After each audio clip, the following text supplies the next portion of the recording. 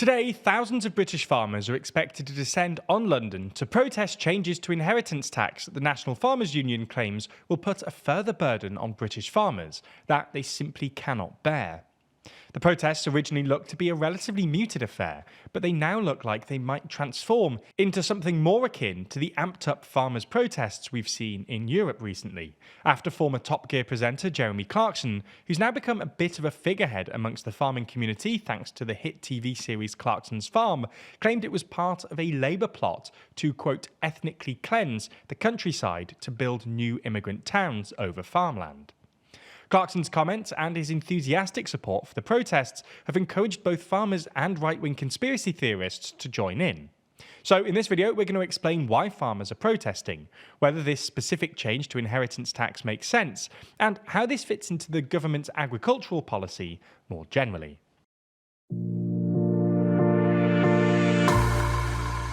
Before we start, if you haven't already, please consider subscribing and ringing the bell to stay in the loop and be notified when we release new videos. So the way we're going to structure this video is by first explaining the proposed changes, then looking at the arguments against it. In other words, having a look at the reasons that farmers are protesting against the government's plans, and then finally having a look at the arguments in favour of the government's plans. Anyway, let's start by explaining what exactly is happening. In short, at the moment, agricultural property is exempt from inheritance tax, thanks to what's known as agricultural property relief.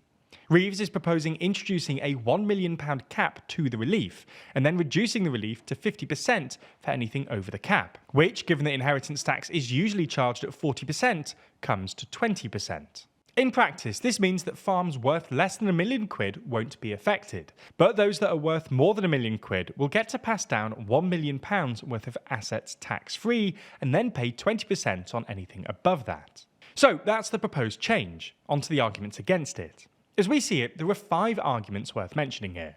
The first and most common argument is that farmers just can't afford it.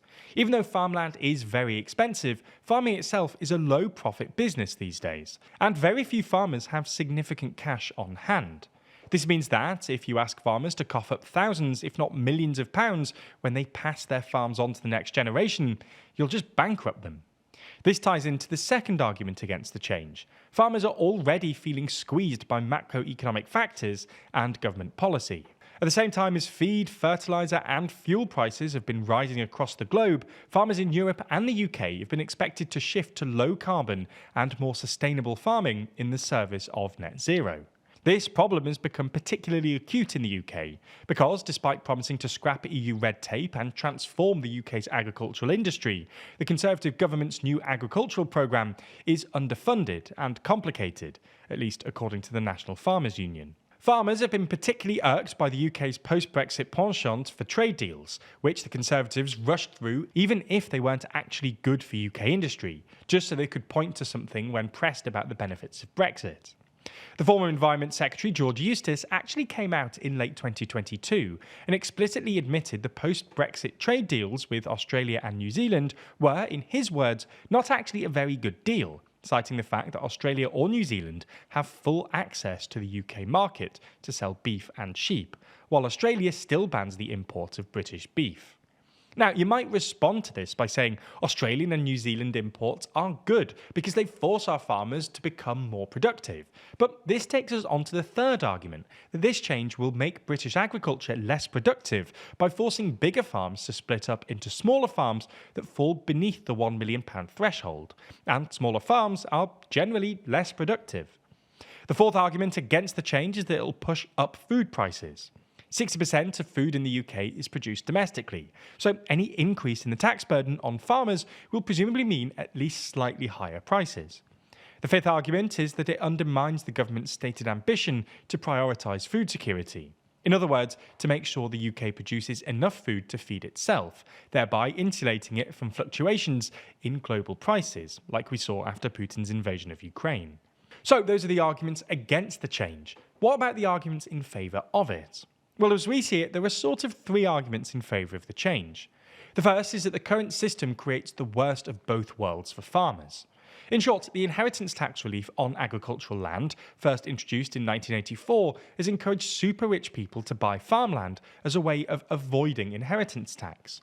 This would at least partly explain why farmland is so expensive, and has more than quadrupled in price since the exemption was introduced, despite the fact that farming itself isn't a profitable business. In this light, withdrawing the exemption could even bring agricultural land prices down, meaning that fewer farms would be subject to the new tax and making it easier for farms to expand in the future.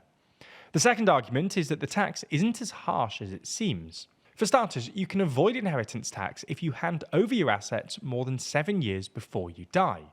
But on top of that, farmers can still use the pre-existing exemptions, like the nil rate band, which allows you to pass down up to £325,000 worth of assets tax-free, plus another £175,000 if some of those assets are residential property, like farmhouse. This means that a single farmer could pass down £1.5 million worth of assets before paying any tax, and a couple could pass down £3 million if they organise their assets efficiently. On top of that, it's worth noting that most farmers won't be affected because their farms aren't worth £1 million. HMRC currently estimates that roughly 3/4 of estates currently claiming agricultural property relief will be unaffected by the reforms, although we should say that the National Farmers Union dispute these figures. And the third argument is that, well, of all people who should pay more tax, people sitting on assets worth over £1 million, who were previously exempt from inheritance tax, seem like strong contenders. Whether or not you buy this argument will probably depend on what you think about the UK's fiscal situation more widely. If you agree with Starmer and Reeves's basic hypothesis that British public services need a taxpayer-funded cash injection to get them out of their current slump, you'll probably agree that the richest 25% of farmers aren't a bad target. If, however, you think that pouring more money into public services is a waste, or that taxes are too high already, you'll probably disagree. Ultimately, this policy wouldn't be so controversial were it not for the fact that farmers are already feeling squeezed, and things would probably be better if the government had a clearer agricultural policy more generally. Now, obviously, all of that is pretty complicated, but hopefully our analysis has made it a little clearer. Making videos like this requires a lot of effort and research to uncover what's really going on, before then summarising it into something that makes sense to everyone. But that's an expensive process. Running TLDR this year has cost just under £800,000, which, when your main product is free YouTube videos, is quite a lot of money.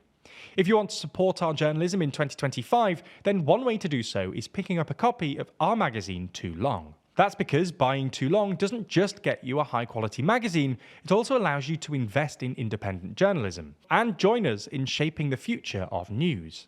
Now, this most recent issue focuses on the 29 biggest elections of the year, making sure you understand what really happened in this mega election year, and commemorating one of the biggest years in news.